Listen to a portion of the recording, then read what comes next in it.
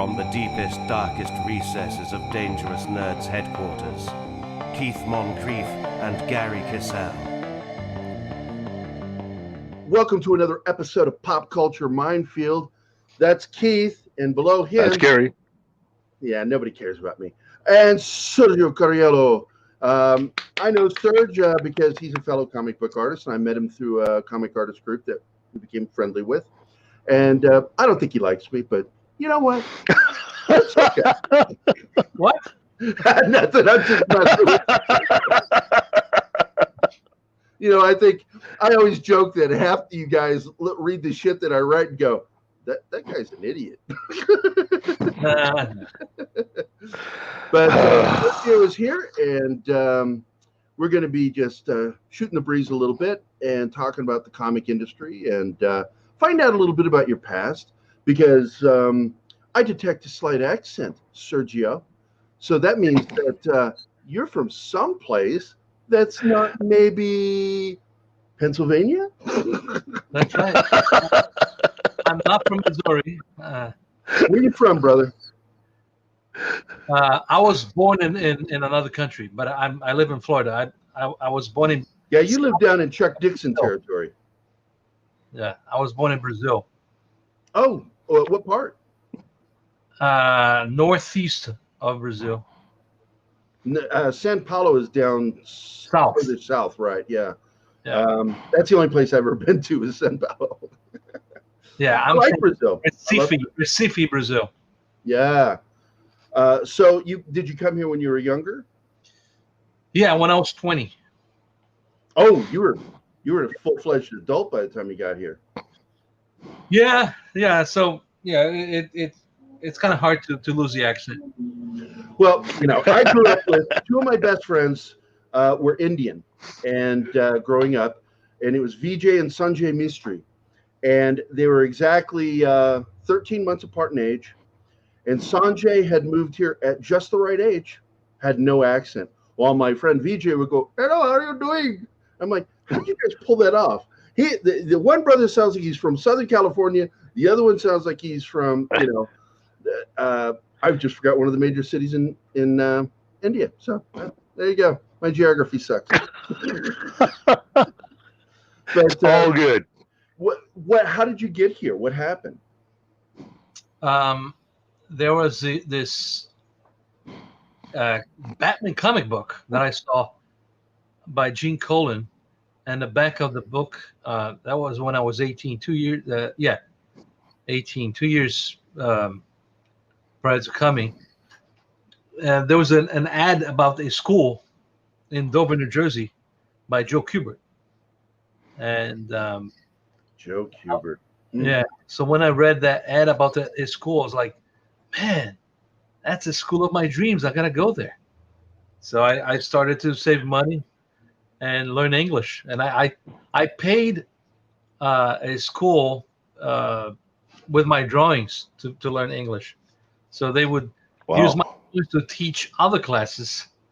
And it was the English, it was a British English. Wow. Yeah. That's interesting because, I have a couple of friends that make fun of me because I pronounce certain words differently. And they'll go, "Why do you say that?" And I said, because I learned Queen's English, British English. And I don't pronounce words the same way as my fellow Americans do, and so I get what you're talking about. So you were 20 years old. Did you come up by yourself? Or with your family?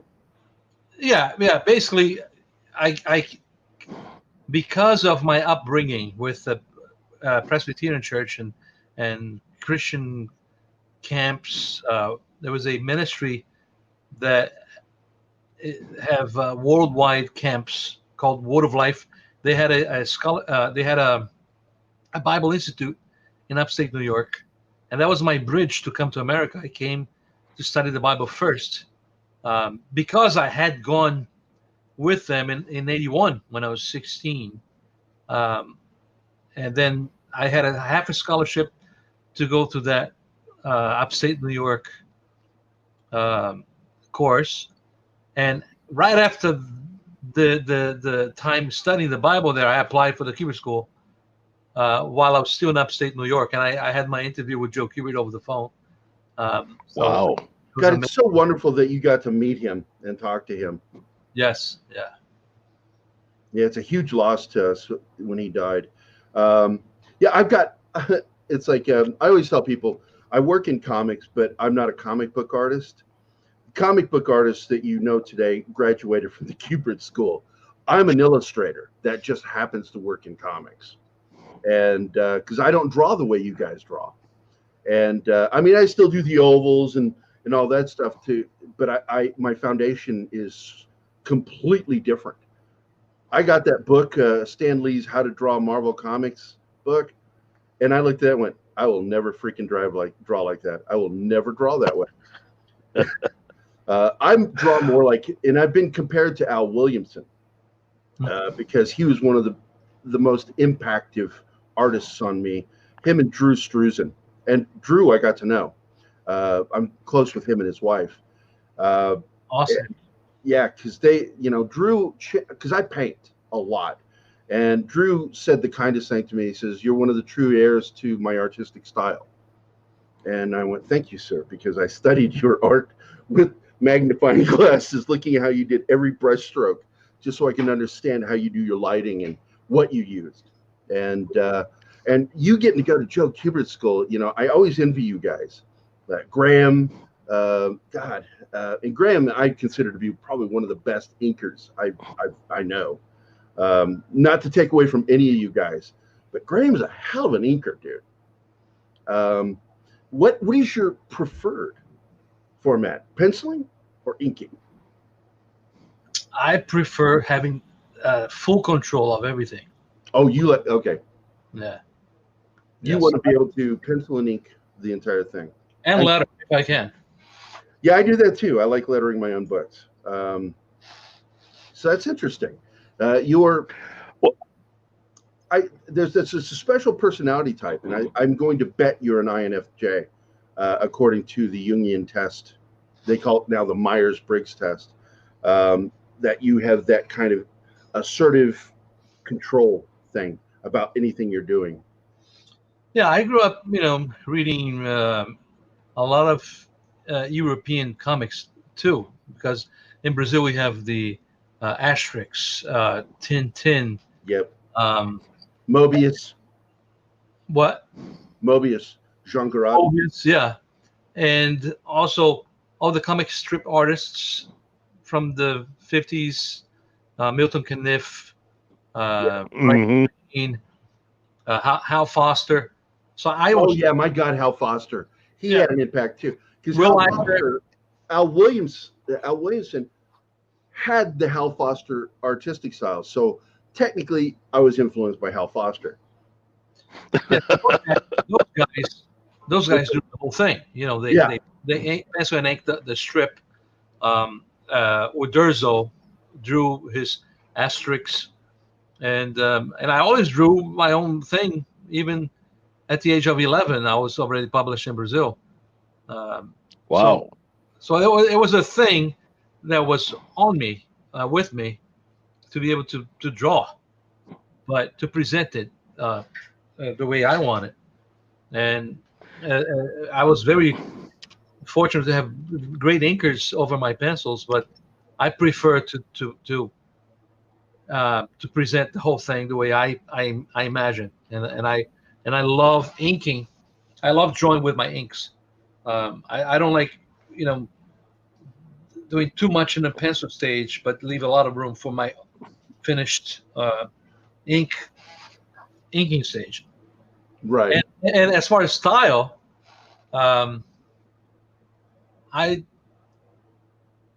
if I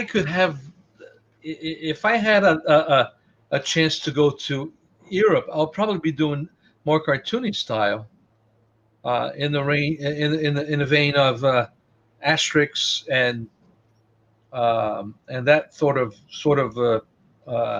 three-head tall figure. I enjoy drawing different styles other than superheroes, and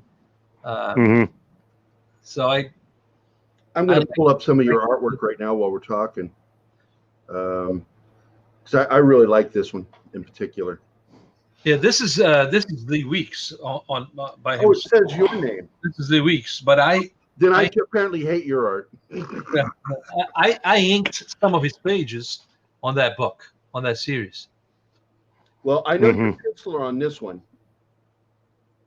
Yeah, that's my first Marvel published comic. Yeah, because you were guest penciler on this one, as I recall. Right. And I actually had this edition. How did you find your way to Marvel?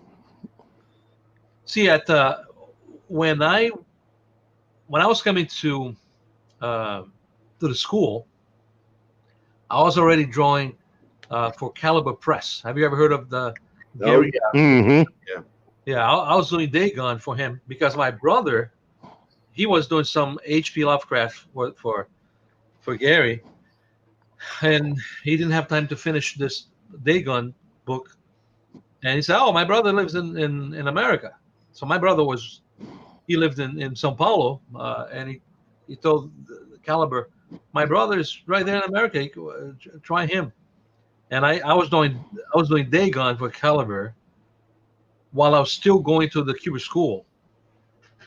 Wow. So as I was going through this Cuba school, I did my pencil, inks, and letters on that Dagon.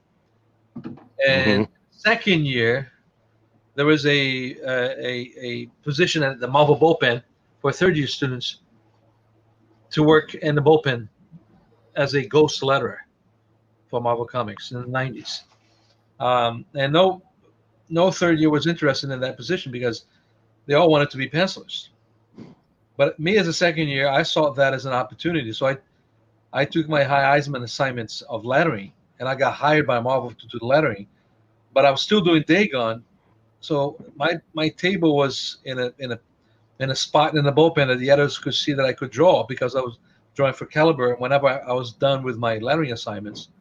So they gave me Daredevil, Spider-Man, and I got so busy with Marvel books that I had to quit the bullpen, and I worked for home as a freelancer. And then I got busy with DC Comics, and then Joe Kubert hired me to teach back at the school. That's fantastic. Wow. That's fantastic. And what I like, it's weird. This is to me, I know a lot of people don't expect this, but I like your layouts. I like the way you block your scenes. It's something that I focus on in my own artwork because I'm very cinematic in how I draw. So I really focus on artists who really know how to draw a panel to show the drama as well as the action. Because a lot of them are good at the action, but they don't really capture the drama. And you, on the other hand, you capture both. So kudos to you, man. That's where that's me. That drawing over there is not mine. The Daredevil there. Oh, it's not. It's once again shown as yours. I'm telling you, man. This is why I need your help, Keith. Help me get these things planned out. Pay attention to that thing. We'll go back to that one because I know you drew that one. Yeah, I drew that one. But I still like the way you do your layouts in the issues you worked on, because visual storytelling is something that's, because I don't just work in comics, I also do storyboards for movies. I did Tom Hanks and Dale Dice war movie, No Better Place to Die, which is still in pre-production. And fantastic. I love military shit because I'm a vet, but I like telling stories through pictures. I feel that your story should be compelling without dialogue. It should be visually, and you're a good visual storyteller, which you are. In fact, all my comic book artist friends are really good. I don't think I like anybody that's a shitty artist. I have some shitty artists that want to be friends with me, and I go, no, you can't tell a story, so you got to go away. I'm serious. I got two friends that they're constantly trying to get me to talk to them about comics. I'm like, dude, I've seen your artwork. I don't really want to talk to you about it because I'll end up saying something mean, and I don't want to be mean to you. And but Keith in particular, you got any questions about his early career, like, or maybe like, because we know what his first comic was now because that came into existence. But was there a specific comic that you want to ask him about? Well, again, in looking at your background there and a lot of the comics that you've worked on, one thing that came to me that I was very interested in asking you about was working on the Lone Ranger for Dynamite. How did that come across? Ask away. Well, he's asking you, how did that happen, and how did you feel about? How did you get your job working on that? Because that's just an amazing book. The entire concept of how they do that is amazing, and I'm one of those people that's on the bandwagon to eventually see that become a movie, because that entire comic book is just phenomenal. It was a really good story arc. It was fantastic.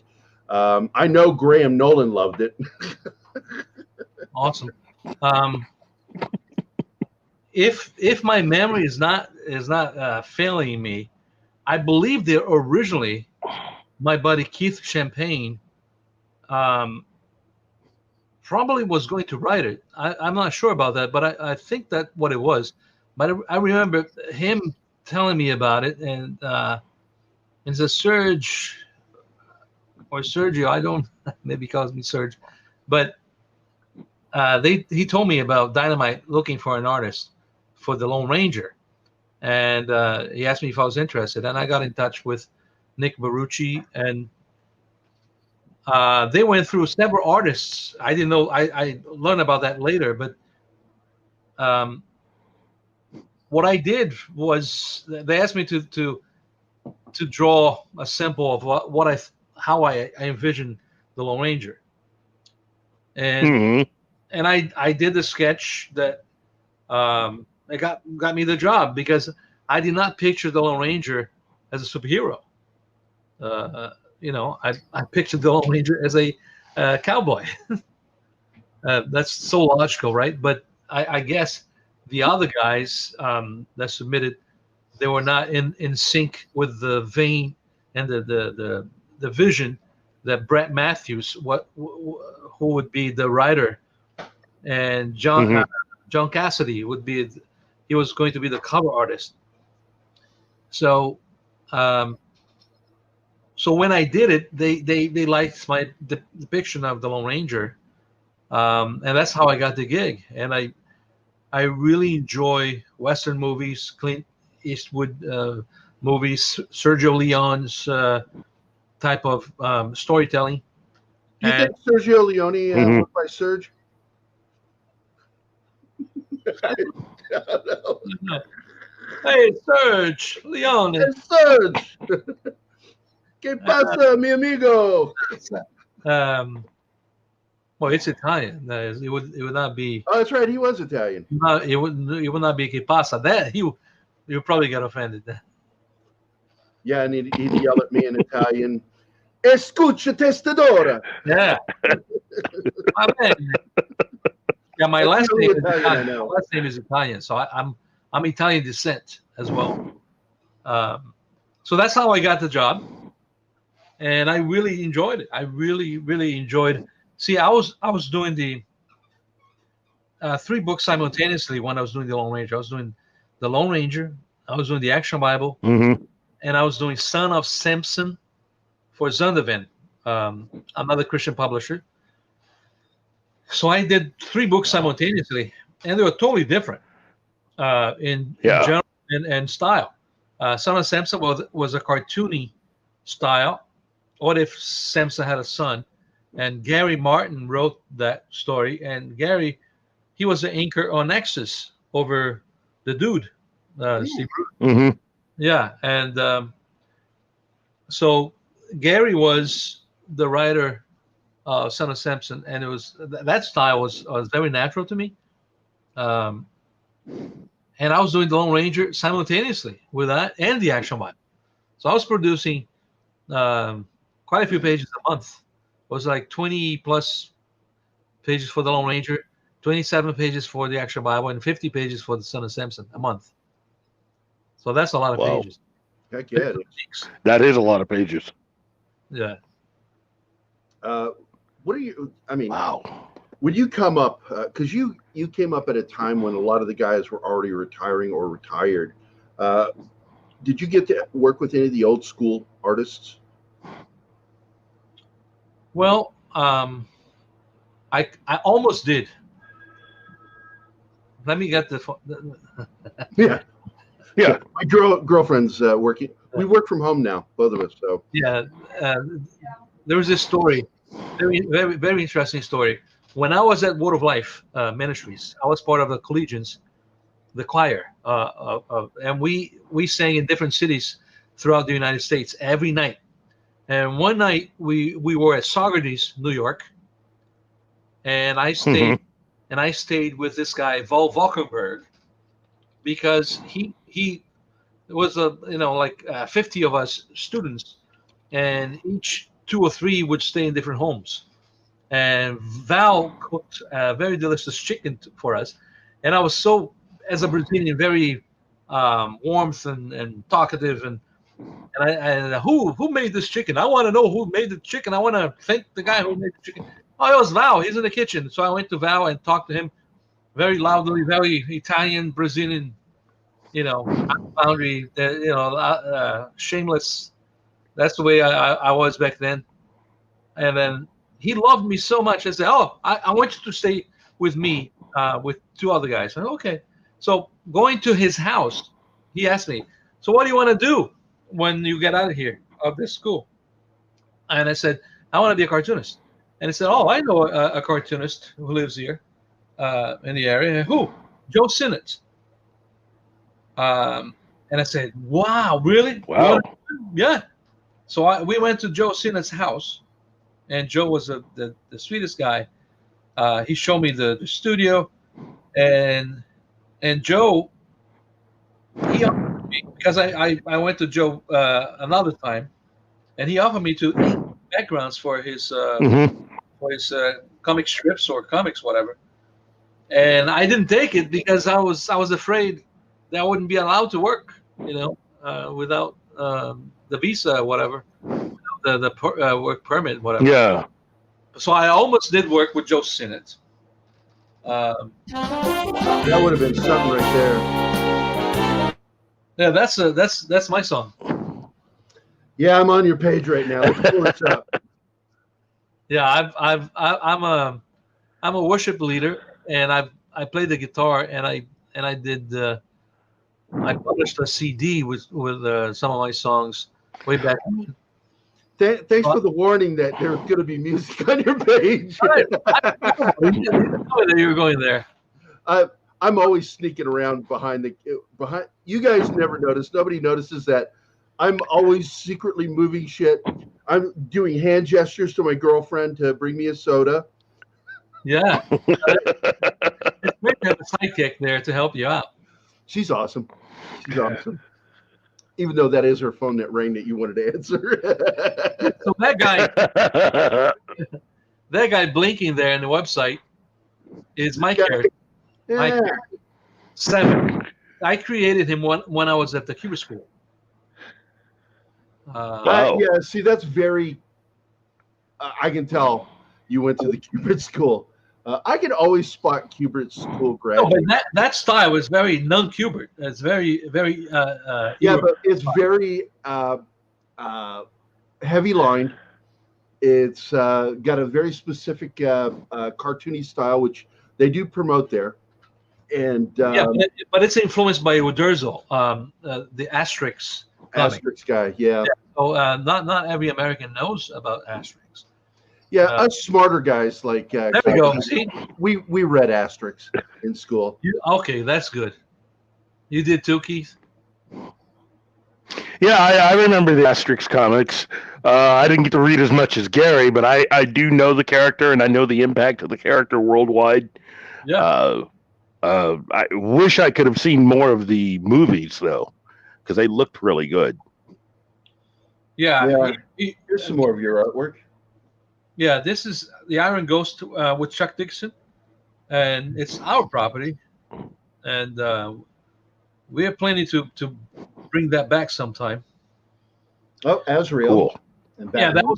that was under Danny O'Neill, so that's a huge guy there. Oh yeah. Well, Denny O'Neill's from Missouri, so He is. Right? we know all about Denny. Yeah. Denny is the guy who penned when I got rejected from DC back in the 80s. I got rejected not because of my artwork, but because I couldn't relocate because I had a kid. And he hand wrote a letter to me. And I kept it for 30 years and then finally lost it. And it pissed me off because that meant a lot what he said to me in his letter. But there we go.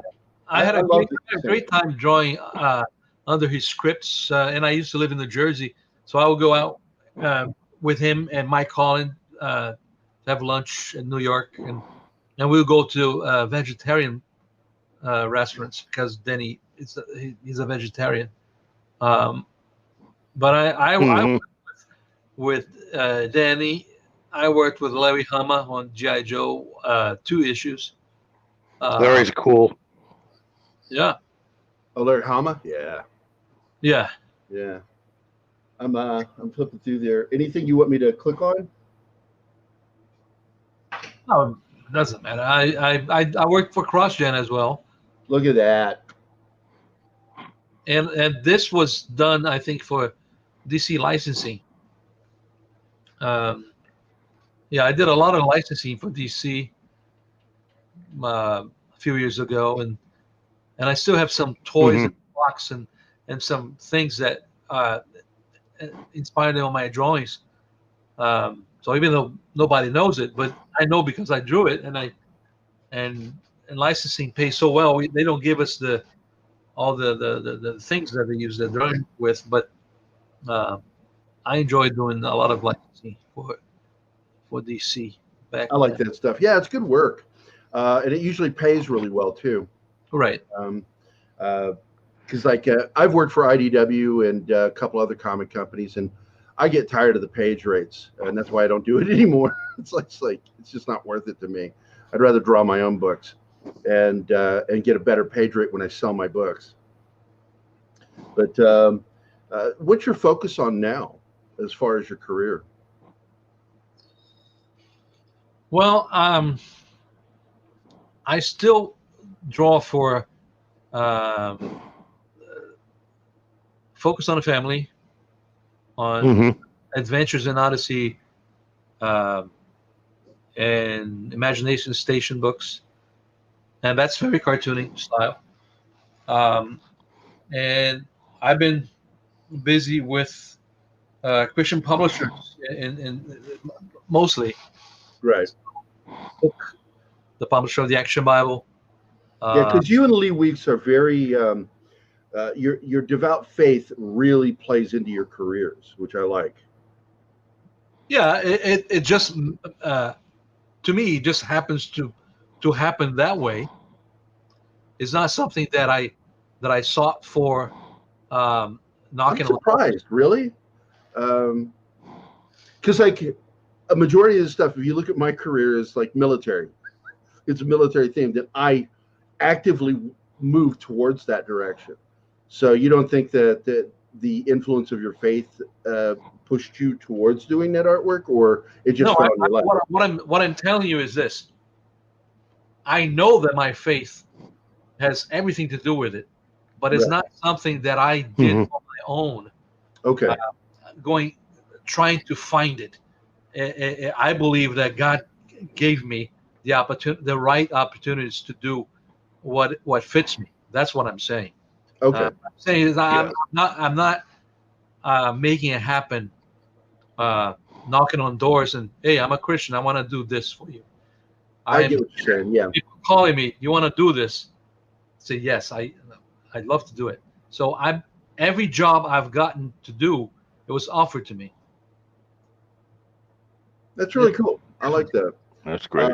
Let's I'm going to trip over there and we can just start talking about this new project because you're on an anniversary with the Action Bible. And it's over on, and you're selling it through, because you added pages, right?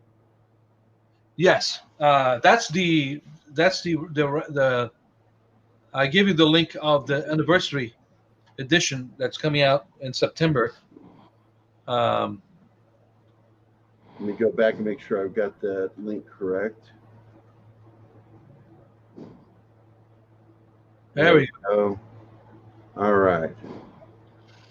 And I'll make sure to put the link into the area under the video description, so people can go there. And this is really nice. When you click on read more, it explains what it's all about. About basically, we added 120 plus 28, 25, 28 pages to the current one, with more stories and more pages to some stories, and we did a new cover. Yeah, if you don't mind, do you mind if I read this? I don't mind. Okay. The Action Bible presents more than 230 fast-paced narratives in chronological order, making it easy to follow the Bible's historical flow and building up the thrilling climax of God's redemptive story. Plus, these spectacular updates take the action to a whole new level. Bullet 1, 25 new stories showcase a more extensive exploration of God's work in our lives. Bullet 2, 23 expanded stories highlight additional experience to the people who tell God's story. Bullet 3, 128 new pages of illustrations deliver a richer artistic experience with more close-up faces, historical details, and dramatic colors. It continues, every page sparks excitement to explore God's word and know him personally. Readers will witness God's active presence in the world through stories from the life of Jesus and the great heroes of the faith. Let this blend of powerful imagery and clear storytelling capture the imagination and instill the truth that invites you to discover your own adventure in the life of God. Sergio Cariello's illustrations for the Action Bible leap off the page with the same thrilling energy that earned him the international recognition for his work with Marvel Comics and DC. That's nice. Yeah, somebody likes it. I told you. Because I had your old one. I got your. Well, I told you I got it from my daughter. Right. Yes. Years ago, and I've wanted to get the one that Lee Weeks, because I love both yours and Lee's artwork. And this is I'm probably going to get another copy of this damn thing. Yeah. It's an amazing work that you have here. Artwork in it, Keith. Stop arguing with me. Yeah. Let me tell you how impactful and successful this book is. It has sold over 1,800,000 copies in America. Wow. And worldwide. Congratulations, brother. That's awesome. And worldwide, the gospel section of it has been freely distributed worldwide to various countries and languages to over 55 million kids. Imagine that. So I still get letters from kids today thanking me for the book and videos and messages and emails. And I've been to India, to Australia, to Mexico, to Brazil, Canada, Turkey, and because of the Action Bible, to talk to kids, to talk to churches, to go to schools.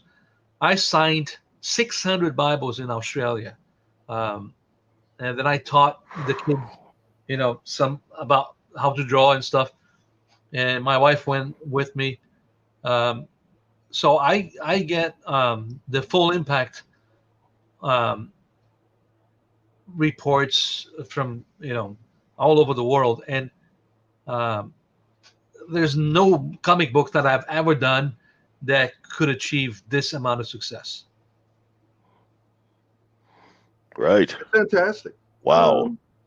And Wow. did you self-publish, or is this published through somebody? Who did you say this is It's through? Cook. It's WC Cook.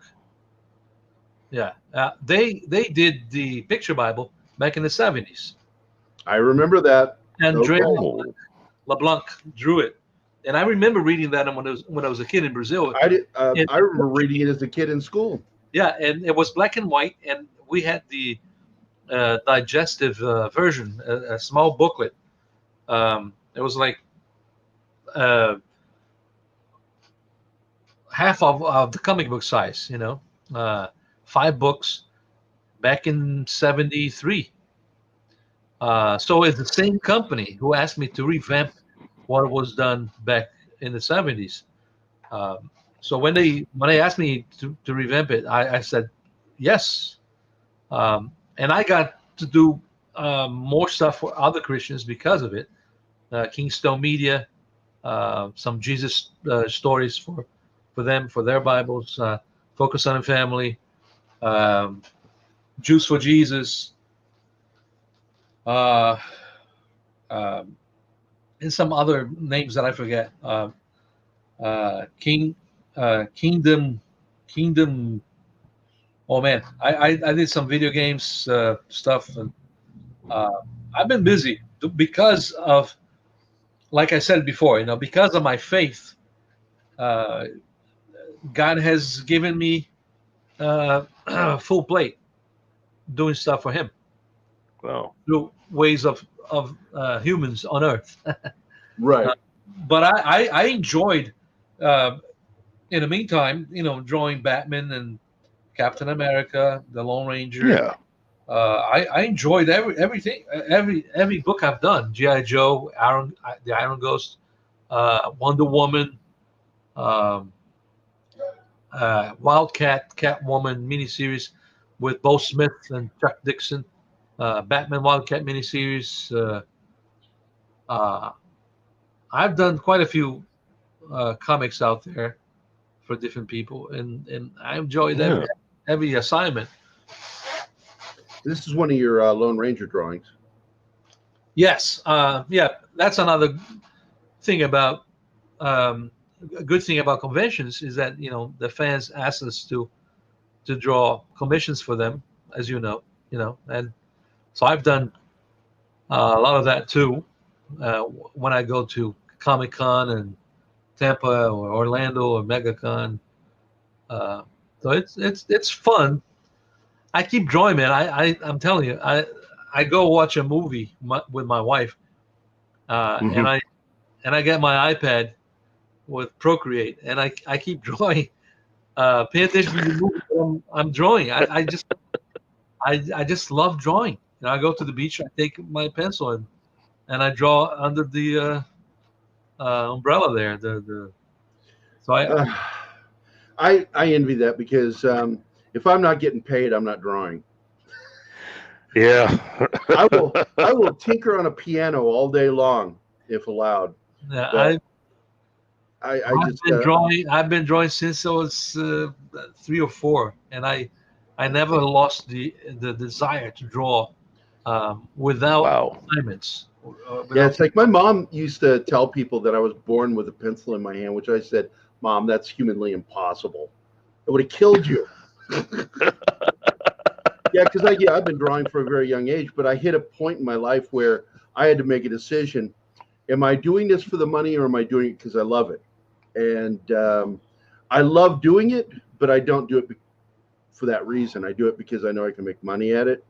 And so I focus more. I make more money doing movie posters and book covers, which is what I do a lot of, Pat. I paint a lot of covers and posters. I wish I had that passion because, like, when I was a kid, I had that passion about drawing all the time. But once I hit adult life, now, if it's for me, I want to play piano or drums.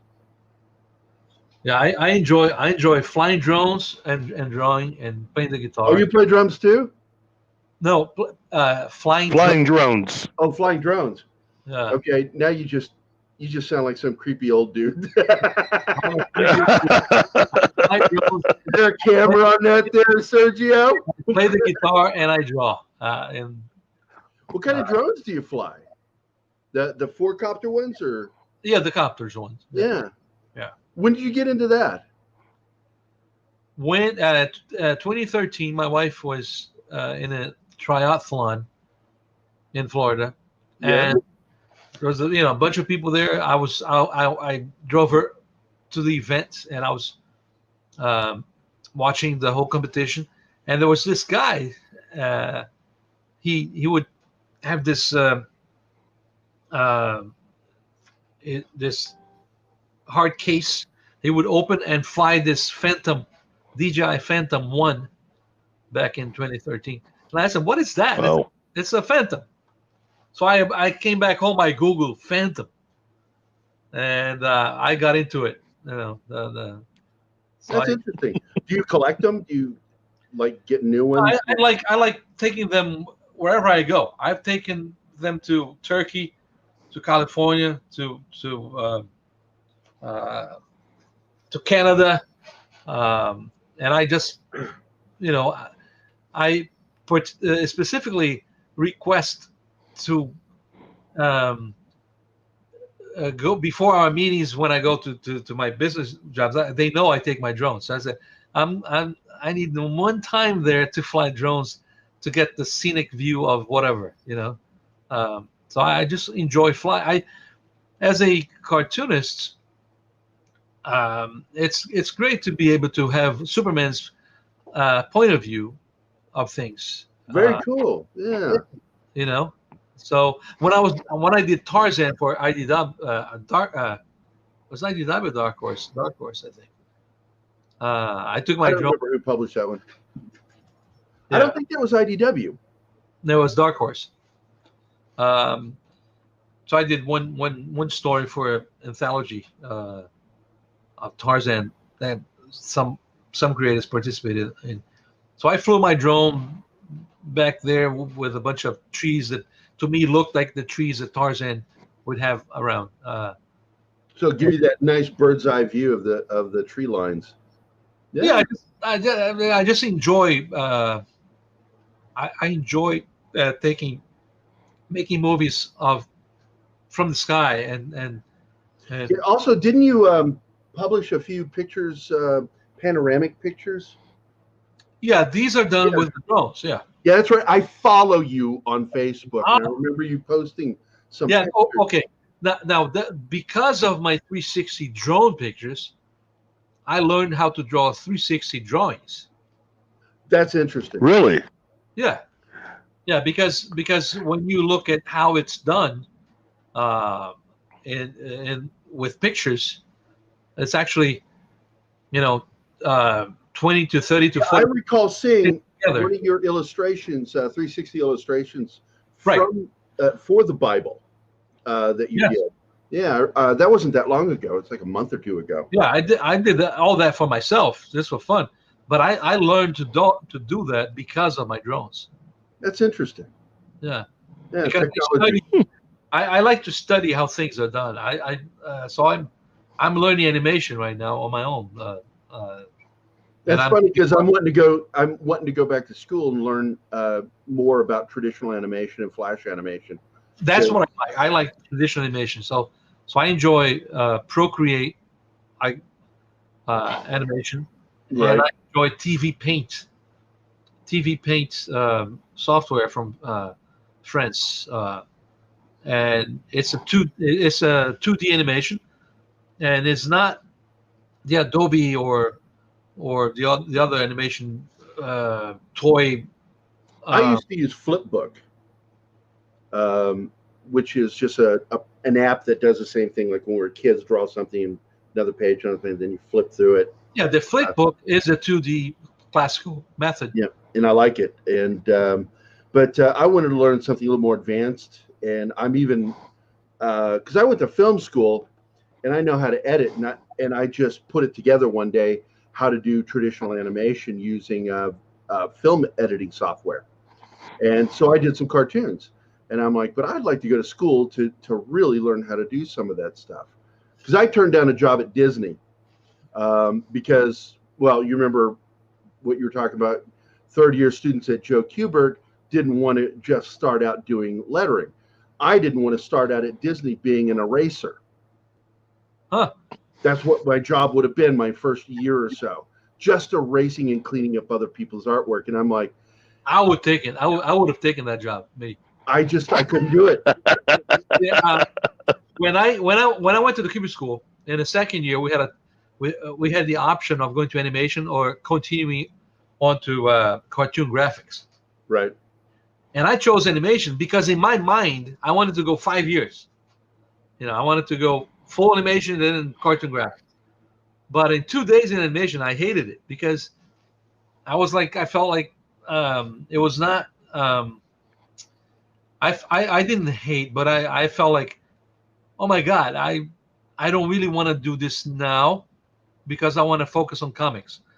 And I changed my mind and I went back to cartoon graphics because it was too much information that was boring to me at the time, and I liked the fast-paced, instant gratification of the comic book form storytelling. Yeah. Right. Animation, Yeah. it's 300 people working together, and you have the key animator and all the in-betweeners, and it was too much for me. It was like, no, I want to create my own thing first. I want to learn how to create. It's that control thing that Yeah, we were I talking want about to do earlier. something today and be published in next month or 3 months from now, not a year, 3 years. That sort of thinking. But after having gone through all these 20 plus years, whatever, doing comics, I've always enjoyed what animation brings to my storytelling, and I've always envisioned the comic page as an animator. Yeah. If that makes sense. Because Well, it does, because in sequential artwork, you have to think that way to tell a Right. good visual story. Mhm. You have to see what's going on Yeah. between each one. yeah, and I think I have the gift to envision different poses and different and motion. So I can do a sequence very quickly with Procreate it blows my mind how this little program can do so much in just 1 hour, and it's just amazing. And having taught at the Cuban School for 7 years life drawing, that helped me a lot with my anatomy, because I learned more about drawing teaching than as a student. So I learned much more teaching. Why? Because I would go and use the model with the students. So I would do a lecture and then utilize the model to draw for myself.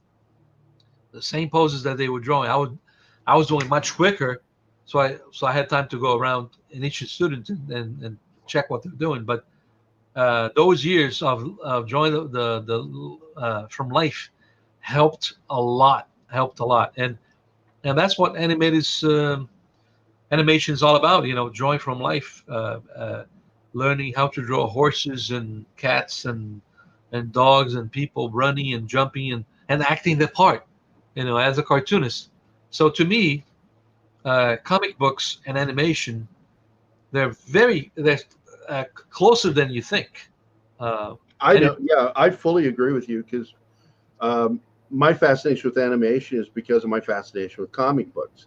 And I want to, because I've done animation and I want to do more animation. I want to do more advanced animation. And because I have so many ideas in my head, and I do a lot of writing. Do you do a lot of writing? No, I don't. But I enjoy. I'm teaching a narrative class, virtual class for the Cuber School, and I'm writing my own scripts for homework. So what you're saying is it's virtually useful. Yes, it is. But I got a kick out of creating ideas, and I think it would be great to be able to like you said, to create your own story. I understand why Joe Kubert, when he did Tor, he would not let his kids help him, because I remember Mhm. Adam, can I let her this, that, and said no, that's my baby. and Joe wanted to full control of the caveman that he did, and he didn't want anybody to do it by him. He wanted to do the whole thing, even the colors for that. It was originally published by Marvel Epic, and I remember I was at the bullpen when he was working on those, and those pages were huge. But to be able to create something that you imagine and then draw that something and then present it, I think that's awesome. I think that. Yeah. Yep, very true. Cool. I guess we'll go ahead and wrap up now, unless there's something else you want to ask about, Keith, because we're hitting at almost that hour mark. And I know. No. I mean, this has been enjoyable and very educational. Thank you, Sergio, for joining us and giving of your time. Yeah, I really appreciate it, Sergio. I'm so grateful that Denise and Dave invited me into that group, because I got to meet you, because I was already friends with Chuck, Dave, and Graham. But I've got to meet you, David, and God, just a slew. Ron, and Andrew P. Anderson. I don't normally like writers; they annoy me. But I like Andrew Anderson and I like Chuck Dixon. Oh no, yeah. I have fired so many artists. You'd laugh, Sergio. Oh really? Yeah. Oh my God, my last book. I gave them the basic story concept. I said, "Here you go with it. I'll do all the artwork." They came back to me with 3 different scripts, and I'm like, one was a talking head script, and the other one created all these other characters that I didn't create, and I'm like, "You're all fired. I love you guys. You're fired." And I threw out all their scripts, and I got mad. I got really fuming mad, and I went and I said, "When I gotta write the damn script and draw the book, I get mad." Yeah, we are a very sensitive bunch, us creators, And Oh, we are. We are. I did a 10-minute interview where I did nothing but rant about writers that annoy me. Yeah, And you could do. I bet you can do every interview, every positive interview they've done with everybody. You can probably do 1 hour of each guy they interviewed about the not negative, but the challenges of being a professional and dealing with people in you dealing with your peers and dealing with because this profession, it brings a lot of different frictions with creators. exactly, and like part of my rant that, I'll just tell you what it was. I got sent this script for a graphic novel. It's going to be a 124-page graphic novel. I loved it. It took me 2.5 years to finish that book. I did everything, including the edits. I changed a lot of dialogue. I'm a good writer. Not a great writer. I'm a good writer. And but he sent me that first script, and it was 240 pages. I get this big, thick, heavy envelope, and I open it up and I pull the script out and I like weighed it in my hand, and then I flipped to the last page to see how many pages it was. I closed it, put it back in the envelope, put a new label, put some new stamps on it, and I sent it back to the guy. I said, "You send me back a script that's exactly 124 pages. He goes, "Well, that's the length of the graphic novel." I said, "Yeah, 1 page of script for 1 page of graphic novel. Don't send me more than that." And he was just like, "How am I going to do that?" I'm like going, "You're going to stop telling me what the person's thinking. You're just going to give me the information I need as an artist. Because if I'm spending my time reading, I'm losing money as an artist." Yeah, So, we all have our stories. If you saw the Steve Rude's biography from Amazon, have you seen that? no, I have not. It's very interesting. Is But it when on Prime? yeah, All right, I'm going to have to look that up. yeah. It's very interesting look at life in dealing with people. Joe Cuban had his share with Alex Toth. That Joe would send Alex the story, and Alex Toth did something completely different. And Joe said, "That's beautiful, Alex, but it's not what I gave you, and I can't." Mm-hmm. And then Toth would rip it apart. What was the name of that? What was the name of the film? I'm looking it up right now. Rude Dude. The Dude, right? Yeah, Rude Dude. Rude Dude. The Steve Rude story. Yeah. Very interesting. Very interesting. So, not everything is flowers and roses in any of us stories. We all have, the edges. That's it right here. Yeah, I recommend it. Yeah, I just added it to my watch list. Because as Keith knows, and I've been called this many, many, many times, I'm a dick. I'm this funny, likable guy, but if you pick me just even a little bit, I will just turn on you and just say just the meanest thing. And people are like stunned, like, I didn't think you capable of that. And I said, you're getting the verbal version. In the Army, I would have punched you in the face for that. When you deal when you're 50, when you're over 50, man, you've done a lot of miles. We've dealt with a lot of people, and so we don't get offended. I don't get offended very easily. I've seen a lot. When it comes to edits, I don't give a shit. I'm not married to a damn thing if it's somebody else's project. And they like that about me. They're like, you don't mind changing that? I'm like, no, I don't care. Whatever makes you happy. I want you satisfied. And but when it comes to my own projects, why I like to work alone and why you like to work alone, it's because when it's ours, it is ours. Right. And we don't want to share the control of that project. And I get that. I like the way your brain works, man. Well, that's it, man. Yeah. I want to stick around after the show because I want to talk to you about a couple other things. Yes. And I'm sure Keith will have some more questions for you. But with that, man, thanks for coming on, Sergio. I'd like to have you back on again. And believe it or not, I really liked both of you. To your surprise. He's a super guy. I'm a dick that just happens to be entertaining and amusing enough to make me likable. Yeah, Keith is the teddy bear that we want to hug, and I'm the bristly that's been like worn out teddy bear that's sort of like, I don't know if I want to put that in my bed. But thank you, Sergio. And with that, guys, thanks for coming. This is Pop Culture Minefield. That's Keith over there. That's Gerry. And that's Sergio, man. Not Serge. Don't call him Serge. Call me Serge. No worries. All right, get off our lawn. Hey guys, thanks for watching Pop Culture Minefield. If you've enjoyed the show, please remember to like and subscribe, and don't forget to hit the bell icon. Remember, you can find us at Pop Culture Minefield on both Facebook and Instagram. Thank you again.